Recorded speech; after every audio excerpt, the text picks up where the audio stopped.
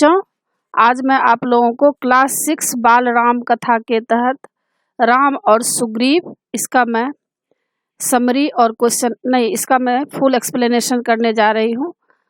और इससे पहले बच्चों मैं क्लास 6 बाल राम कथा का सारा वीडियो बना चुकी हूँ। क्लास 6 वसंत और क्लास 6 बाल राम कथा का लगभग सारा वीडियो बन चुका है। उसको देखने के लिए आप ऊपर दिए गए आई बटन पर क्लिक करके देख सकते हैं, या नीचे दिए गए डिस्क्रिप्शन बॉक्स में देख सकते हैं, या प्लेलिस्ट में जाकर देख सकते हैं।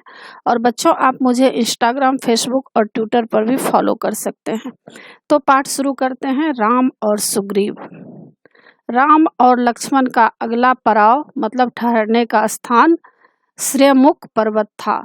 सुग्रीव वहीं पर रहते थे। आप लोगों को मालूम है कि सुग्रीव जो है, इससे पहले चैप्टर में बताया गया है कि सबरी माता बता दी थी कि श्रेमुख पर्वत पर सुग्रीव रहते हैं। तो राम और लक्ष्मण वहां पर मिलने जाते हैं। कबंध और सबरी की बात दोनों भाइयों को याद थी। दोनों ने सुग्रीव से मिलने की सलाह दी थी। कहा था कि वे सीता की खोज में सहायक होंगे। दोनों राजकुमार शीघ्रता से वहां पहुंचना चाहते थे। मतलब इसमें क्या कहा गया है कि राम और लक्ष्मण का अगला पड़ाव ठहरने का स्थान जो था, कहाँ पर था? श्रेमुख पर्वत पर था, और सुग्रीव वहां पर रहते थे। और कबंध और सबरी जो है, दोनों भाइयों को सुग्रीव से मिलने की सलाह दी थी ताकि सीता माँ की जानकारी मिल सके। सुग्रीव का मूल निवास श्रेमुख पर्वत नहीं था, किष्किंधा था। सुग्रीव का जो मूल निवास है, ठहरने का स्थान, वह श्रेमुख पर्वत नहीं था बल्कि किष्किंधा था। श्रेमुख में वह निर्वासन में अपना समय बिता रहे थे, और श्रेमुख में उनको इसलिए समय बिताना पड़ रहा था चूँकि उनको उनका जो भाई है बाली, वे उनको देश से निकाल दिए थे।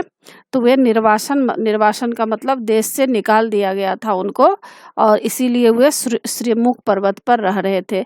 सुग्रीव किष्किंधा के वानर राज के छोटे पुत्र थे। बड़े भाई का नाम क्या था? बाली था। पिता के न रहने पर ज्येष्ठ पुत्र बाली राजा बना। पहले दोनों भाइयों में बहुत प्रेम था। राजकाज में किसी बात को लेकर मनमुटाव मतलब जो है अनबन हो गया था, और फिर झगड़ा हो गया। इतना गंभीर कि बाली सुग्रीव को मार डालने पर उतर आया था।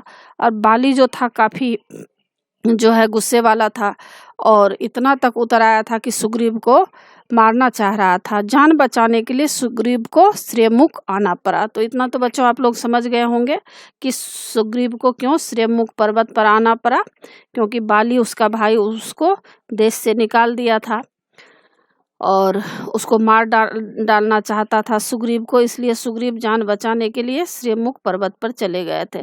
श्रेमुख आकर भी सुग्रीव का डर कम नहीं हुआ। मतलब श्रेमुख पर्वत पर भी जब सुग्रीव आए हैं तभी भी उनका डर खत्म नहीं हुआ था। वह चौकस रहता था, मतलब चारों तरफ जो है सतर्क रहता था कि किधर से जो है बाली आकर उसे मार न दे। विश्वास पात्र वानर सेना निरंतर पहरे पर रहती थी। और उनके पहरे पर कौन रहती थी? उनके पहरे पर निरंतर वानर सेना को तैनात किया गया था। सुग्रीव स्वयं भी पहरा देता था, इस डर से कि कहीं बाली के गुप्तचर मतलब जासूस सैनिक वहां न पहुंच जाए। एक दिन सुग्रीव पहाड़ी पर खड़ा था। उसने दो युवकों को इधर उधर आते देखा। एक दिन क्या हुआ, सुग्रीव पहाड़ पर खड़ा था तो देखा कि दो युवक वहां से आ रहे हैं। ये दोनों अवश्य बाली के गुप्तचर होंगे, मुझे मारने के लिए आ रहे होंगे। सुग्रीव ने तत्काल अपने साथियों को बुलाया। हमें श्रेमुख छोड़ देना चाहिए, यह स्थान अब सुरक्षित नहीं है। अब क्या कहने लगे, इनके मन में विचार आया सुग्रीव को कि श्रेमुख को अब छोड़ देना चाहिए, क्योंकि यह भी स्थान अब सुरक्षित नहीं है। बाली यहाँ भी आधमका है। सुग्रीव ने अपने साथियों से कहा, मैंने दो युवकों को इधर आते देखा है, उनके हाथों में धनुष हैं। सुग्रीव घबराया हुआ था, पर उनके प्रमुख साथी हनुमान इससे सहमत नहीं थे। लेकिन हनुमान उन्हें समझा रहे थे कि यह बात जो है ऐसा नहीं है कि तुम्हें मारने के लिए कोई आ रहे हैं, तुम इस बात से घबराओ नहीं। मतलब हनुमान जी उनको समझा रहे हैं। मैं जाकर पता लगाता हूँ कि वे कौन हैं।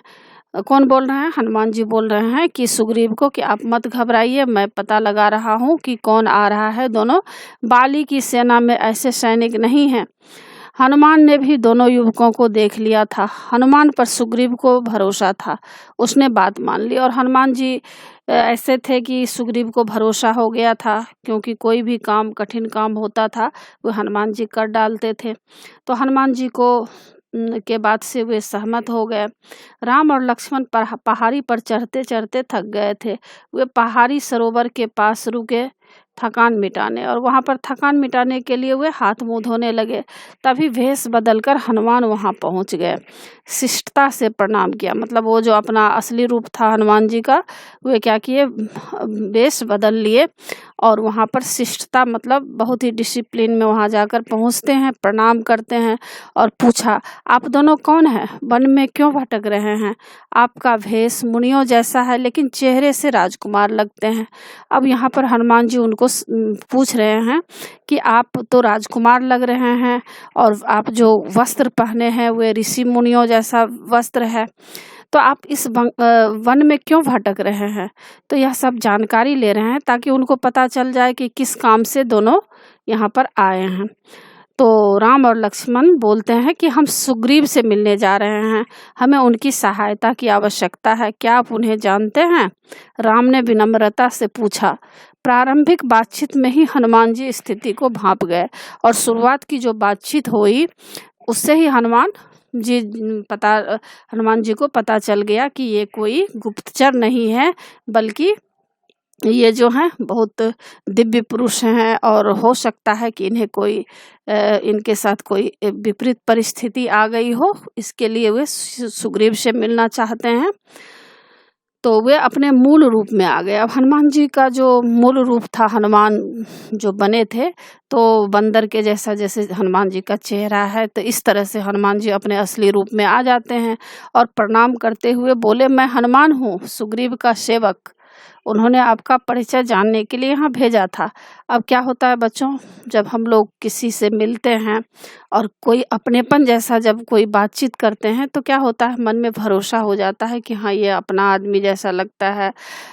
जो कोई दुष्ट होते हैं तो चेहरा देखकर ही, बातचीत से ही पता चल जाता है कि ये दुष्ट आदमी है। तो राम और लक्ष्मण जब इनसे बातचीत करते हैं तो इतना प्यार से बातचीत करते हैं, इतना डिसिप्लिन में बात करते हैं कि हनुमान जी जो है असली बात बता देते हैं कि मैं हनुमान हूँ, असली रूप में आ जाते हैं और बता देते हैं कि सुग्रीव का मैं सेवक हूँ, और सुग्रीव हमको यहाँ पर जो है पता लगाने के लिए भेजा है। लक्ष्मण ने उन्हें अपना परिचय दिया, वन में आने का कारण बताया, यह भी बताया कि वे कबंध और सबरी की सलाह पर आए हैं सुग्रीव से मिलने और उनसे सहायता मांगने। तो लक्ष्मण जी भी बता रहे हैं कि हम लोगों को कबंध और सबरी जो है सलाह दिए थे सुग्रीव से मिलने के लिए, क्योंकि हमें सीता माँ का पता लगाना है। हनुमान के चेहरे पर हल्की सी मुस्कुराहट आ गई, कोई उससे सहायता मांगने आया है जिसे स्वयं सहायता चाहिए। अब जो है हनुमान जी चूँकि वे भक्ति करते थे, एक भक्त थे, तो कोई भी भक्त होते हैं वे भगवान और भक्त में जो होता है हृदय का संबंध होता है, तो एक दूसरे की मन की बात जो है वे लोग समझ जाते हैं। हनुमान समझ गए राम और सुग्रीव की स्थिति एक जैसी है। अब इनको समझने में देरी नहीं लगा कि सुग्रीव भी दुखी हैं, सुग्रीव को भी राज से निकाल दिया गया और राम लक्ष्मण भी वन में घूम रहे हैं। राम लक्ष्मण के साथ भी जो है बहुत परिस्थितियां आई है, और उनकी जो पत्नी सीता है उनको रावण जो है लंका लेकर चले गए हैं।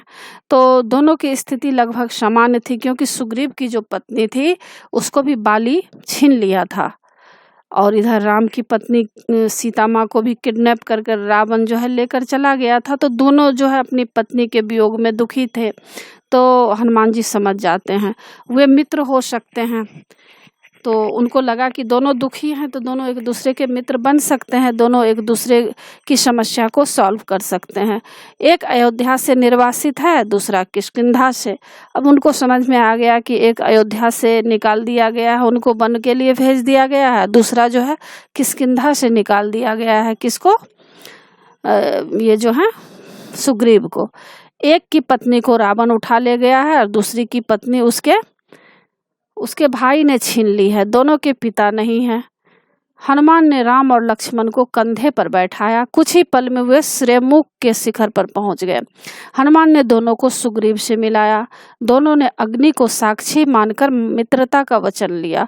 और क्या हुआ बच्चों, दोनों जो है अग्नि का साक्षी मानकर मित्रता का वचन लेते हैं। दोनों दोस्त बन जाते हैं, मित्र बन जाते हैं। सुग्रीव ने कहा, आज से हमारे सुख दुख साझा है, मतलब जो भी दुख और सुख हम लोगों के बीच में आएगा, हम लोग एक दूसरे को शेयर करेंगे और एक दूसरे के समस्या को सॉल्व करेंगे। राम ने सुग्रीव को सीता हरण के संबंध में बताया और सुग्रीव अचानक उठ खड़े हुए। उन्हें कुछ याद आया। बोले, वानरों ने मुझे एक स्त्री के हरण की बात बताई है।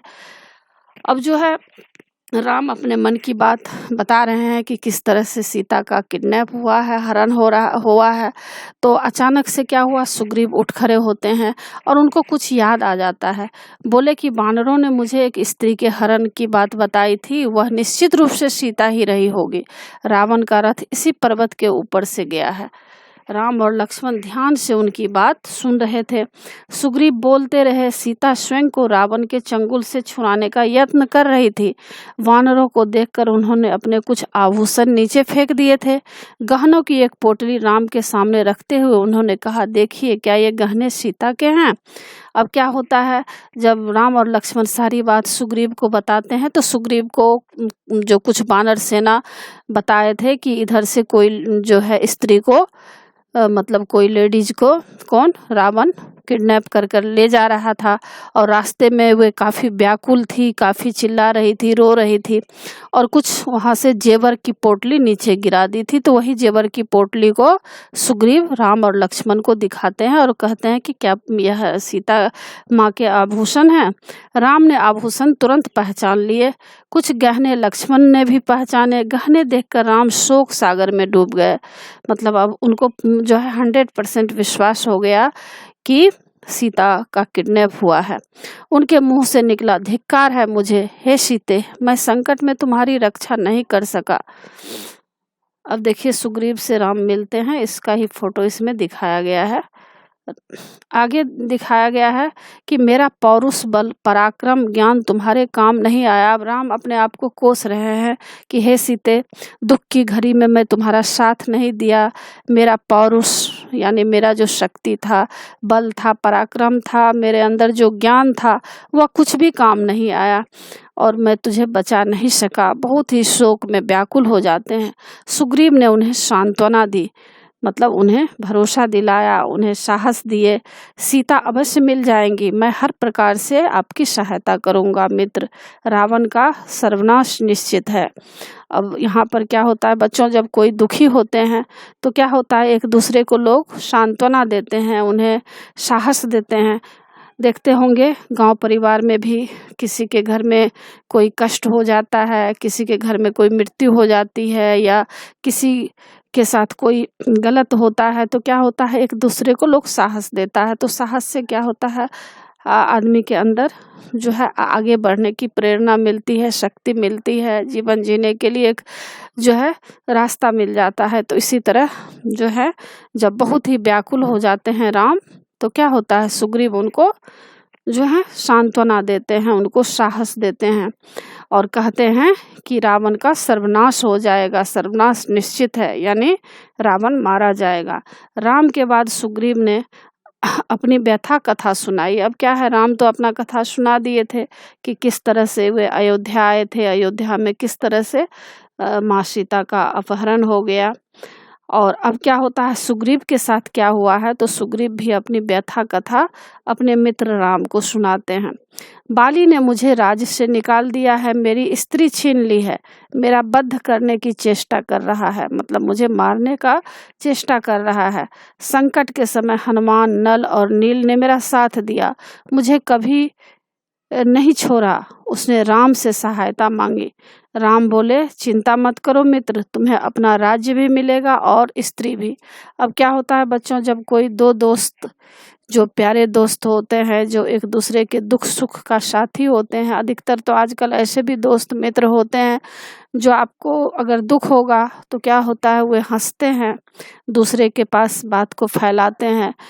लेकिन जो सच्चे दोस्त होते हैं वे एक दूसरे के दुख को सुनते हैं और उसकी मदद करने का चेष्टा करते हैं। तो इसी तरह राम और सुग्रीव की जब मित्रता हुई है तो दोनों जो है दुख सुख आपस में शेयर कर रहे हैं।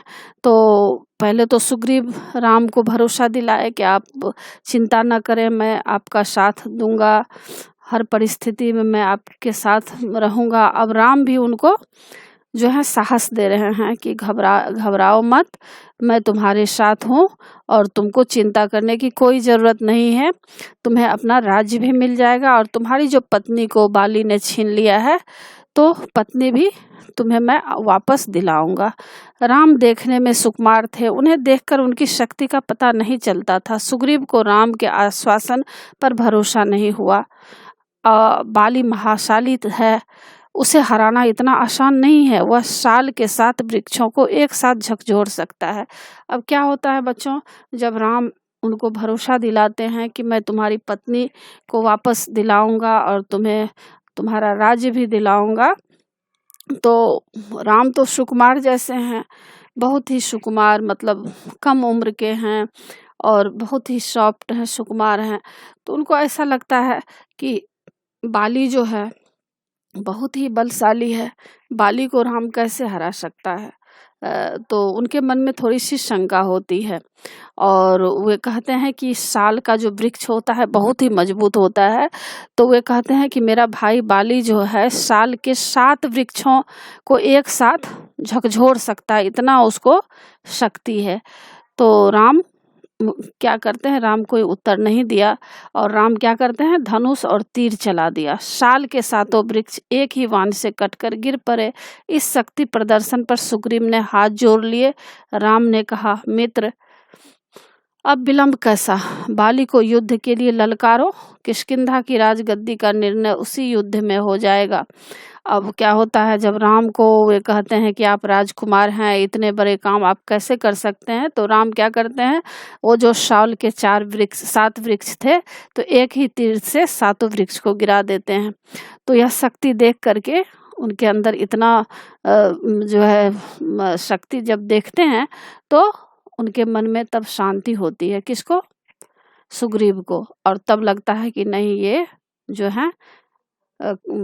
है एक दिव्य पुरुष है और बहुत ही बलशाली हैं। और फिर राम कहते हैं कि अब इस चीज में विलंब नहीं करो और तुम युद्ध के लिए बाली को ललकारो और अपना राज्य जो है तुम वापस लो। सुग्रीव चिंतित हो गए, युद्ध में बाली को हराना असंभव था। राम बोले, चिंता मत करो मित्र, मैं पेड़ की ओट में युद्ध देखूंगा, जब तुम पर संकट आएगा तुम्हारी सहायता करूंगा। बाली की मृत्यु मेरे ही वाण से होगी, वह मारा जाएगा। अब राम उनको भरोसा दिलाते हैं। योजना बनाकर सब किष्किंधा पहुंच गए। सुग्रीव आगे था, राम लक्ष्मण और हनुमान छिप गए थे। मेरे पीछे राम की शक्ति है, सोचते हुए उसने बाली को ललकारा। बाली के क्रोध की सीमा न रही, वह गरजता हुआ निकला, आज शिकार स्वयं मेरे मुंह तक आया है, मैं तुझे नहीं छोड़ूंगा। अब देखिए एक भाई कितने दुष्ट हो गए हैं, अपने छोटे भाई को ललकार रहे हैं और कह रहे हैं कि आज मेरे सामने शिकार आ गया है, यानी आज मैं तुम्हें मार डालूंगा। भीषण मल्ल युद्ध हुआ, एक तरह का युद्ध होता है जिसका नाम है मल्ल युद्ध। तो दोनों के बीच काफी मल्ल युद्ध हुआ, दोनों एक दूसरे से गुथ गए। युद्ध में बाली भारी पड़ रहा था, लगता था सुग्रीव का अंत निश्चित है। राम पेड़ के पीछे खड़े थे, धनुष हाथ में था, पर उन्होंने तीर नहीं चलाया। सुग्रीव वहां से किसी तरह जान बचाकर भागा, सीधा श्रेमुख पर्वत पर आकर रुका। राम लक्ष्मण और हनुमान भी लौट आए। सुग्रीव राम पर कुपित था, मतलब बहुत ही क्रोध में था, गुस्से में था। यह धोखा है, आपने मेरे साथ धोखा किया है। अब क्या हुआ, अब बता रहे हैं कि आप मेरे साथ धोखा किए हैं, समय का काम तमाम कर देता समय समय पर बाण आप नहीं चलाए हैं। अब वो बोल रहे हैं कि जब हमारे और बाली के बीच युद्ध हो रहा था तो आपको समय पर बाण चलाना चाहिए था। मैं नहीं भागता तो आज वह मुझे मार डालता। राम की कठिनाई दूसरी थी। अब राम के पास क्या कठिनाई हो गई थी, वो क्यों नहीं मार रहे थे, तो इसका कारण नीचे दिया है। वे दुविधा में थे। उन्होंने सुग्रीव को समझाया, तुम दोनों भाइयों के चेहरे मिलते जुलते हैं, दूर से दोनों एक जैसे लगते हो। मैं बाली को पहचान नहीं पाया। अब क्या हुआ बच्चों, बाली और सुग्रीव का जो चेहरा है एक दूसरे से मिल रहा था। अब राम को ऐसा लग रहा था कि अगर मैं बाण चला देता हूँ तो पता नहीं सुग्रीव ही मारा जाए, इसीलिए वे बाण नहीं चलाए थे। तो इस बात को वे व्यक्त कर रहे हैं कि बिना पहचाने बाण चलाता तो वह तुम्हें भी लग सकता था। मैं इस चूक के लिए तैयार नहीं था, मतलब इस गलती के लिए मैं तैयार नहीं था। मैं अपने मित्र को खोना नहीं चाहता था। लक्ष्मण ने समझा बुझाकर सुग्रीव को तैयार किया एक और युद्ध के लिए। अब लक्ष्मण उनको समझा रहे हैं कि एक और युद्ध कीजिए। राम ने कहा, जाओ मित्र, इस बार बाली को पहचानने में चूक नहीं होगी। इस बार उसका अंत निश्चित है। सुग्रीव डरा हुआ था, घबराहट थी, पर राम के कहने पर तैयार हो गया। किष्किंधा पहुंचकर उसने बाली को चुनौती दी, ललकारा। बाली को सुग्रीव का यह साहस समझ में नहीं आया। वह अंतःपुर में था अपनी पत्नी रानी तारा के साथ। बाली जाने लगा तो तारा ने उसे समझाने का प्रयास किया, जाने से मना किया। अब क्या होता है, जब लड़ाई के लिए बाली जा रहा था अपने भाई सुग्रीव से, तो उनकी पत्नी जो तारा थी वह समझा रही थी, मना कर रही थी कि आप भाई से युद्ध नहीं कीजिए। बाली ने उसकी बात नहीं मानी, पैर पटकता बाहर आया, क्रोध में उबल रहा था।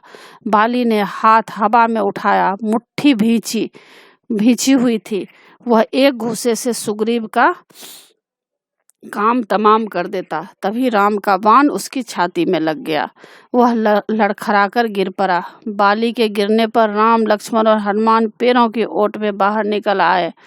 आनन फानन में, मतलब जल्दीबाजी में क्या हुआ, राज्याभिषेक की तैयारियां की गई।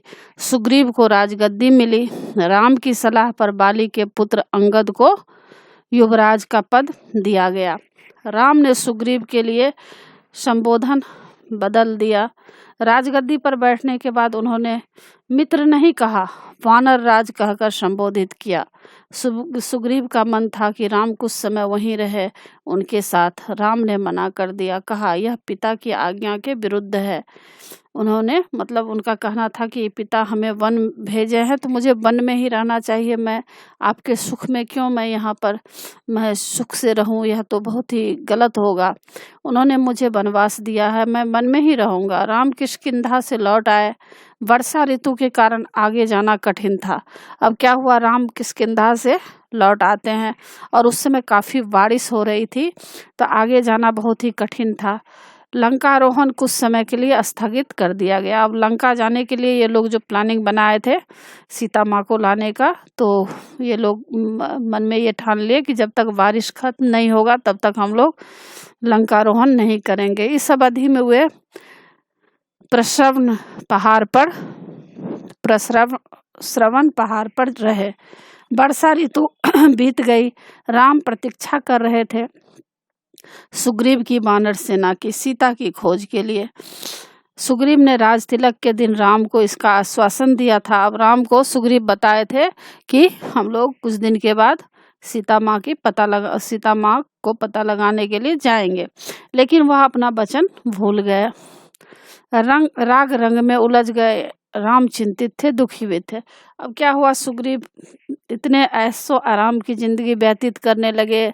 जब वे राजा बने तो वे सब कुछ भूल गए, और जब सब कुछ भूल गए तो क्या होता है ना बच्चों, जब आदमी के साथ जब दुख आता है तो दुख में भगवान की लोग याद करते हैं, लेकिन जब सुख आ जाता है तो क्या होता है, लोग ईश्वर को भूल जाते हैं, या जो अपने सगे संबंधी रिश्तेदार होते हैं उसको भी लोग सुख होने पर भूल जाते हैं।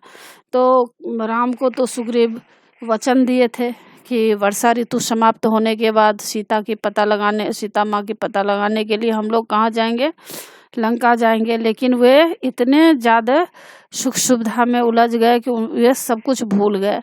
लेकिन राम को इस बात से बहुत ही दुख हो रहा था कि ऐसा क्यों हो रहा है।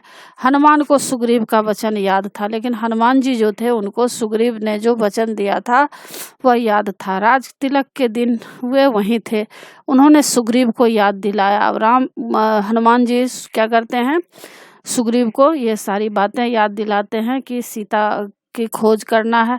सुग्रीव ने वानर सेना एकत्र करने का आदेश दिया। यह काम सेनापति नल को सौंपा गया।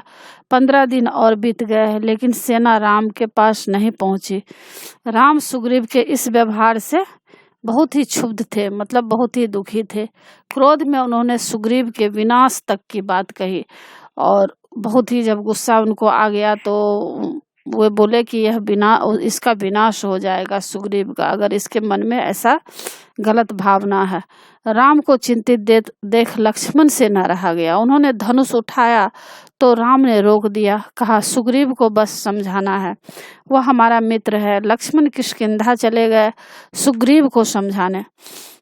वहां पहुंचकर उन्होंने धनुष पर प्रत्यंचा चढ़ाई, डोरी खींचकर छोड़ी। उसकी टंकार से सुग्रीव कांप गया। और क्या हुआ, धनुष की टंकार सुनते ही उसे राम को दिया वचन पुनः याद आ गया। अब क्या हुआ, जब बच्चों को जब किसी के ऊपर दुख आता है तो दुख में सब कुछ याद आता है। तो अब जब धनुष उठाए हैं लक्ष्मण जी क्रोध में आकर, तो वे कांपने लगे हैं, और उनको वे जो वचन दिए थे राम को, आज उनको वह वचन याद आ जाता है। तारा ने सलाह दी कि वे तत्काल जाकर राम से मिले, क्षमा याचना करें। सुग्रीव ने ऐसा ही किया। राम के पास जाने से पूर्व सुग्रीव ने हनुमान को आवश्यक निर्देश दिए। वानर सेना एकत्र करने का आदेश। इस बार सुग्रीव सेना एकत्र होने तक नहीं रुके, तुरंत निकल पड़े लक्ष्मण के पीछे पीछे। राम के सामने जाकर भयभीत वानर राज ने उनसे क्षमा मांगी, अपनी चूक मतलब अपनी गलती के लिए। राम ने उन्हें उठाकर गले लगा लिया। राम और सुग्रीव बात कर ही रहे थे कि उछल कूद करती वानर टोलियां वहां आ पहुंची। हनुमान के साथ लाखों वानर थे, जामवंत के पीछे भालुओं की सेना। इसके बाद लंकारोहण की योजना बनी। वानरों को 4 टोलियों में बांटा गया। अंगद को दक्षिण जाने वाले अग्रिम दल का नेता बनाया गया। उस दल में हनुमान, नल और नील भी थे। राम की यही इच्छा थी। उन्होंने कहा, वानरों की सेना भेजने से पहले चतुर और बुद्धिमान दूतों को लंका भेजा जाए, यही उचित है। अब वानरों की सेना भेजने से पहले राम की इच्छा थी कि सबसे पहले जो चतुर और बुद्धिमान दूत है उसको लंका भेज दिया जाए। राम और सुग्रीव की जय जयकार करते वानर अपने निर्धारित दिशाओं की ओर चल पड़े। जिसको जिधर जाने को कहा गया वे उधर चल पड़े। दक्षिण जाने वाले दल को राम ने रोक लिया। उन्होंने हनुमान को अपने पास बुलाया, अपनी उंगली से अंगूठी उतारकर उन्हें दे दी। अंगूठी पर राम का चिन्ह था। उन्होंने कहा, जब सीता से भेंट हो तो यह अंगूठी उन्हें दे देना, वे उसे पहचान जाएंगी, समझ जाएंगी तुम्हें मैंने भेजा है, तुम मेरे दूत हो। तो इस तरह से राम जो है अपना अंगूठी हनुमान जी को दे देते हैं कि सीता से जब मिलना तो अंगूठी दे देना, तब सीता समझ जाएगी कि तुम मेरे दूत हो। अब क्या होता है, दक्षिण की टोली किष्किंधा से चली। अंगद और हनुमान आगे आगे चल रहे थे। चलते चलते हुए ऐसे स्थान पर पहुंच गए जिसके आगे भूमि नहीं थी, मतलब जमीन नहीं थी, केवल जल था। चारों तरफ जल ही दिखाई दे रहा था। विशाल समुद्र था, उसकी गहराई अथाह थी, मतलब जिसको कोई जो है सीमा नहीं थी, इतना गहराई था कि कोई माप नहीं सकता था। लहरों की गरज कपा देती थी और बहुत ही उसमें तरंग उठ रहा था। समुद्र को देखकर सबका साहस जवाब दे गया। साहस जवाब दे जाना एक मुहावरा है जिसका अर्थ होता है हिम्मत हारना। तो क्या होता है बच्चों, समुद्र को देखकर सबका हिम्मत हार गया। बानर थक हार कर वहीं बैठ गए। बानर राम के बारे में चर्चा करने लगे। अंगद ने कहा, राम की सेवा में प्राण भी चले जाएं तो दुख नहीं होगा। जटायु ने अपनी जान दे दी, हम भी पीछे नहीं हटेंगे। अब सब लोग जो है अपने जान हथेली पर रख कर चल रहे हैं। ये लोग सोच रहे हैं कि राम के लिए हम लोग का भले ही प्राण भी चला जाए लेकिन हम लोग जो है पीछे नहीं हटेंगे। तभी एक विशाल गिद्ध पहाड़ी के पीछे से निकला। वह जटायु का भाई था संपाति। उसने कहा, सीता लंका में है, मैं जानता हूँ। रावण उन्हें लेकर गया है। आप लोगों को यह समुद्र पार करना होगा। सीता तक पहुँचने का बस यही एक रास्ता है। सीता की सूचना मिलने से प्रसन्न हुआ वानर दल फिर निराश हो गया। समुद्र के सामने अब वो लोग समुद्र का गहराई देखकर काफी निराश हो गए कि किस तरह से इस समुद्र को पार किया जाएगा। काफी विकराल समुद्र था, उसे कौन पार करेगा, कैसे करेगा। अंगद उदास हो गए। लक्ष्य सामने था पर विकट था, मतलब बहुत ही गंभीर समस्या वहाँ था। उन्हें कुछ सूझ नहीं रहा था। बूढ़ा संपाति उनकी सहायता कर सकता था, पर इस आयु में इतनी लंबी उड़ान संभव नहीं था। वानर दल असमंजस में पड़ गया। अंगद ने पहले ही कह दिया था कि काम पूरा किए बिना कोई किष्किंधा वापस नहीं जाएगा। वे न आगे जा सकते थे न पीछे। वे एक दूसरे की ओर देख रहे थे। इस दल में सबसे बुद्धिमान जामवंत थे।